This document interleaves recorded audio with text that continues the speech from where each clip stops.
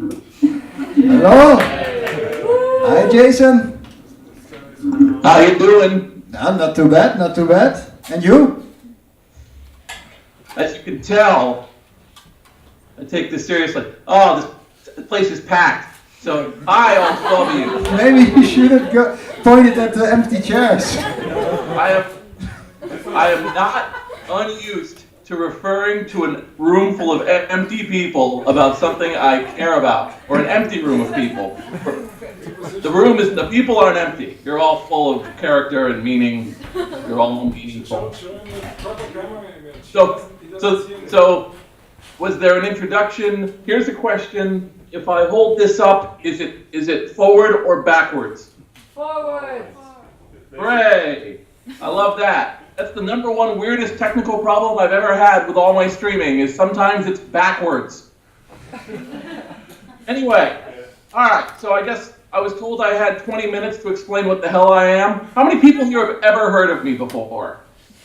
What number of you? That's a sizable number. Oh, okay, then I'll just start from the beginning. All right, so, and I assume I'm being heard clearly. Everything's fine? Fantastic. I'm here in the Hudson Valley of New York, so I'm about 2 hours north of New York City. I work for a place called the Internet Archive, which is located in San Francisco, California. Many people know the Internet Archive as the Wayback Machine, and many people know me as the guy who won't shut up about it. So I work there under several hats. My official full title is Free Range Archivist, but I'm also known as the Software Curator.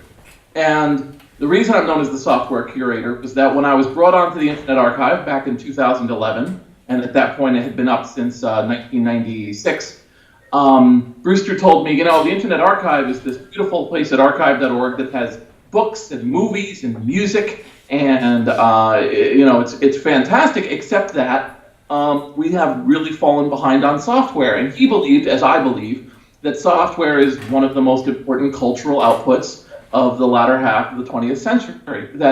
And in the 21st century, software has become the medium for a vast majority of our culture. It's where the vast majority of our photographs are going. It's where the vast majority of our writing is going.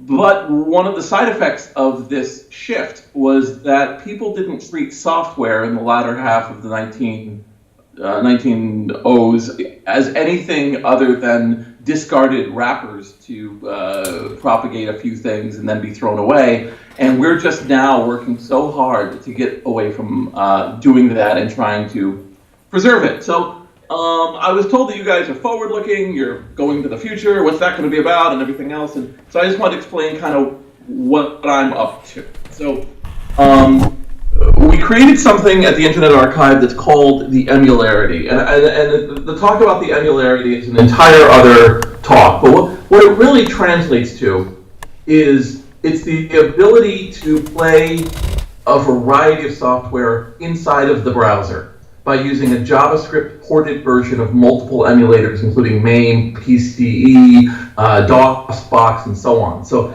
at the Internet Archive, you're able to click on a book and read the book. You can also click on a disk and play the software. So we have tens of thousands of software products up, arcade games, Apple II, PC and DOS, and all the console games and hundreds of arcade games. And these things are being played constantly. For instance, and this is a real fact, once every 8 seconds, somebody in the world boots up a copy of Oregon Trail at the Internet Archive. In fact, it's become once again become a required software product at American schools. We have a number of schools that I watch use us as one of their requirements. So this is software that's been written 20, 30 years ago that's once again being used in the present day. But this actually leads to a problem, which is the best problem to have, which is it doesn't take very long to notice that software preservation, being as uneven as it is, did what a lot of things do. They preserved a lot of pop culture and games and then threw everything else aside. It's one of the reasons we can still hear a lot of Beatles albums, but it's a little bit harder to hear obscure jazz or obscure classical because it just doesn't have that push. So right now, here's let me just tell you what my life is. My life is, in fact, floppy disks. And by that I mean my life is not just floppy disks, but seriously huge amounts of floppy disks. What I am doing pretty much day in, day out is taking these suckers, throwing them into disk reading, and then putting them up on the Internet Archive where they're immediately played or hashed out to see if they're unique. What happened is just a little while ago, and I mean, you know, a person can spend all day kind of trying to figure out the, you know, like, this is like a typical handwritten weird little thing, and then having something like this game, which was written in hand, but then also just the floppy sleeves. So I've been scanning the floppy sleeves as I go as well to find all of the weird little variations of different things, what they indicate. You know, like I said, there's all sorts of mental and cultural meaning cooked just into the floppy disk sleeves. So in my world here, like I said, each one of these, again, I don't know how many of these propagated to Europe, or just like the artistry of somebody creating all of this notation to themselves and then sticking it into a box for all of time, just, you know, and in some kind of a hope that somebody was going to look at it, and it turns out it's me. So it's, you know, without a doubt, we try to look at like the cultural effect of like what we thought computers were going to be. This is a CompuServe ad from 1983 talking about, in the comfort of your home and office, you'll be able to shop and bank electronically, read instantly updated major news wires, analyze the performance of a stock that interests you, send electronic mail to business associates across the country, and then battle in space with your best friend. And then they indicate that actually, no, you can do that today in 1983, and that there's a whole variety. So one of the things that always attracted me, and I think that's what comes across in the world of floppy disks, is just the incredible plastic, rainbow-colored promises that reign throughout the latter half of the 20th century. This idea of what we thought it was going to be. Now, obviously, we're dealing with the terrifying dystopia of what it actually turns into, but we don't have to. There's, like I said, a variety of machines that I'm emulating, and so as a result, yeah, I got these little guys too, piles of these little guys. In the interim time, I would say in the last few months, I've probably imaged 3,000 floppy disks, and I've got something like 4,000 or 5,000 to go out of the list I've got now. And what I'm finding, and I think this is I don't know, perhaps of relevance to you. I mean, what I'm finding here is that there's a very strong sense of self and sharing that kind of permeates floppy disk culture in the 20th century with the Apple IIs and so on, where you were not just putting together your data onto this relatively small capsule, but that this physical capsule represented a gift or a share to somebody else, and that this is not exactly what we do now. Like, what we tend to do now is we take actions and we perform. And by that I mean we take pictures of ourselves that are idealized, we take images and sounds of us living our lives and then present them to people in the best possible way, with the best makeup or with the best electronic makeup now, that, you know, basically says, I'm living a life, watch me live my life, I'm a performer.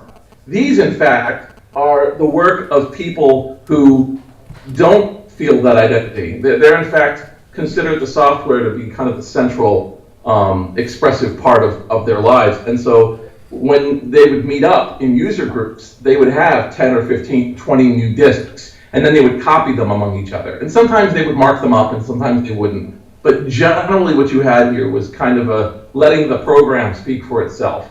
And so menus were everywhere. With only 140K on the Apple II disks, you don't have the ability to put as much documentation, so the program has to speak for itself. My goal is to bring up as much of this as possible, and to make it immediately available on the Internet Archive with one click, to enable that culture to kind of live again in some way. Now, when I want to mention one point about an interesting thing that we've discovered in the world of floppy disk preservation that may have some meaning going forward, which is, like I said, the shiniest stuff won. And by that I mean, if somebody created, almost everybody who has had an Apple II has at some point played Choplifter. And the reason why is because Choplifter was heavily pirated. And not only was it heavily pirated, but it was heavily pirated in such a way that instead of being a full floppy disk image, it was cracked down into a very small 1/5 of a disk image. So it could be easily transferred over extremely slow mobile. Except that the version that people play is actually heavily modified. It's got different title graphics, it's got different, in some ways, gameplay because it's not the original. And that's for something that was popular. Like, in other words, like the need to play Choplifter ensured its semi-continual living. But that's not the case when it comes to things like educational software, productivity software, software that are meant to be functional tools. Those, if they didn't have an advocate, if they weren't the mission of one specific person who was crazily going with it, they just sank without a trace. So one of the things we've been discovering here, and I'm not going to keep showing you piles of floppy disks, but I will tell you that I have floppy disks all around me, and that we're discovering all of these never before preserved Apple II educational floppy disks. And educational disks are really special because they still work. Like if you put a kid who's 10 years old or 5 years old in front of an Apple II or an emulator, and that one's playing an educational software, they're going to get anywhere between maybe 75% to 100% of the experience that you would have gotten way back then. Like, assuming they haven't been completely corrupted by mobile phones, they will experience, like, I'm going to learn what fractions are, and then walk away having learned fractions. Like, they're still well-designed, beautiful, potent, well-made works. So we're putting them back up again.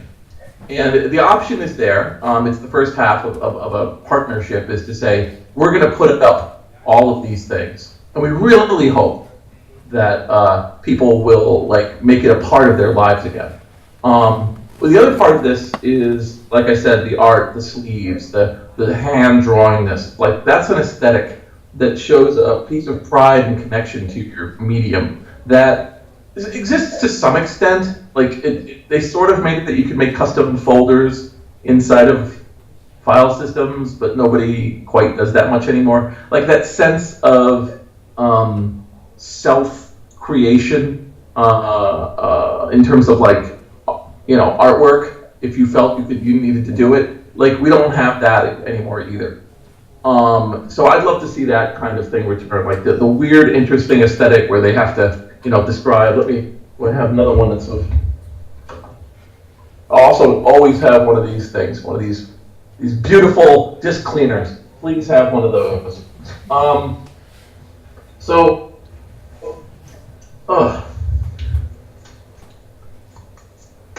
I just want to show one other. Well, I have it here. I might not.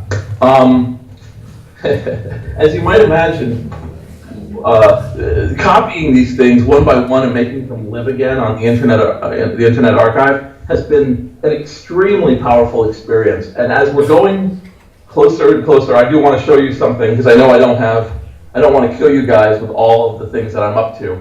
But I do want to show this because this isn't the first time anybody officially has seen this. Why not, right? So we haven't announced it yet because we still have to fix one or two technical issues. But just in the last week, we got the Macintosh running. And so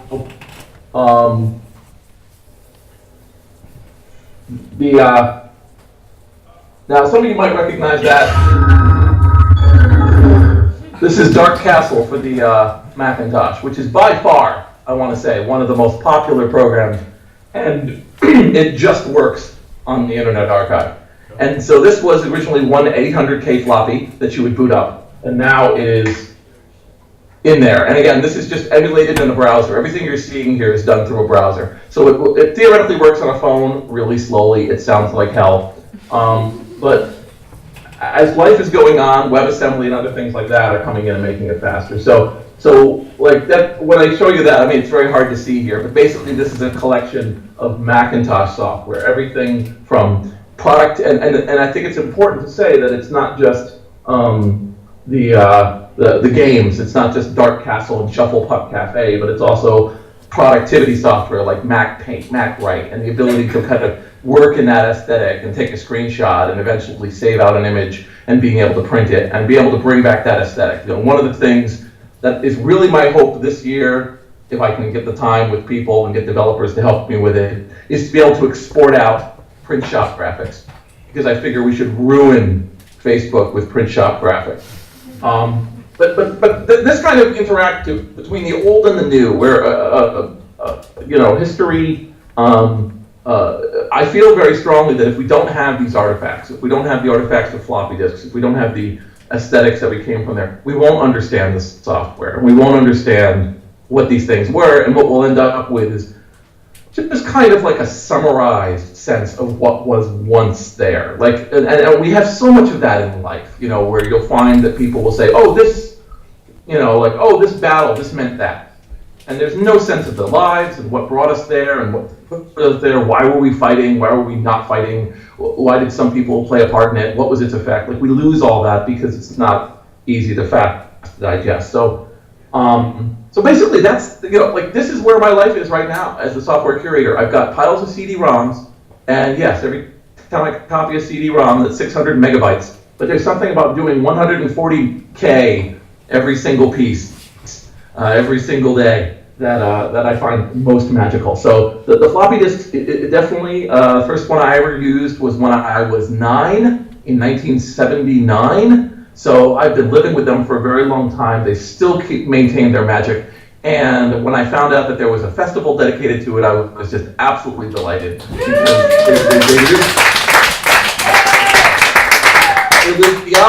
They live beyond just the little pieces of plastic, and I think that you've all discovered and rediscovered that, and it's something that generations can enjoy. It's just that sense that both the knowledge and the information that lives on it, as well as the world that lives around it, kind of work in harmony, and that's really magical. So thanks for having me here.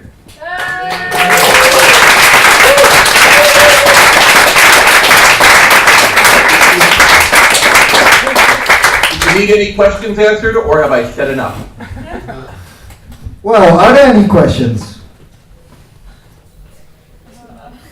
Everybody's too shy, I think. That's my favorite kind of audience, shy, drawn.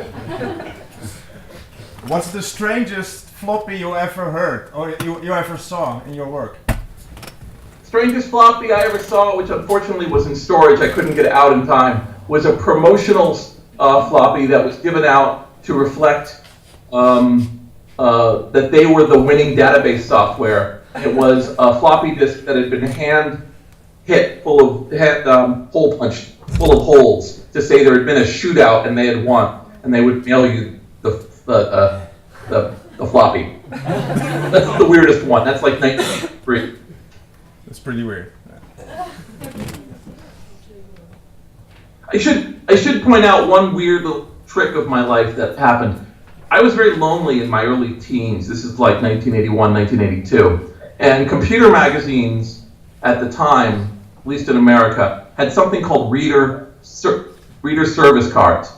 And reader service cards were that at the bottom of an ad, it would say reader service number. And you would go to the back and there would be a card, and you would circle the numbers of the ads you wanted more information about. And when I was 11 and 12, I circled all of the numbers. So every day, I got great things in the mail. Incredible things, like ads and come-ons and writing. And I kept them all, which is why I continue to have 1980 era, this is a printer.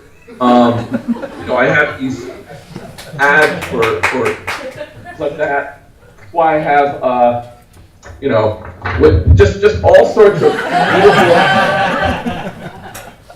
just these beautiful color ads, just promoting everything about them. And so I have been steadily scanning them all. and putting them up on the Internet Archive and several other places. And they go back. I'm trying to find one that's just, well, like some of them are just, this is when all these companies tried to go into computer furniture. So they were trying to show how they would use the computer to do all of these ads, all these beautiful new setups. And again, I like I said, I really have over here, I'm just looking at this thing, I have thousands of these. And so they're being scanned in. And that was a case where all these promises, just by reaching out and grabbing a few things and throwing them into a box, here it's been 35 years later, and I am still finding magic and wonder in keeping these old things. You shouldn't hoard and ruin your life, but there's nothing wrong with being the person who kept a few mementos of a time that was meaningful to you in your youth, and then discovering 30 years down the road that it was actually something that touches with a lot of people. So I highly recommend it. You have my full endorsement for doing that. Any other questions, or did I just kill the time? I think we're good. Okay. Thank you, Jason. Thanks for having me.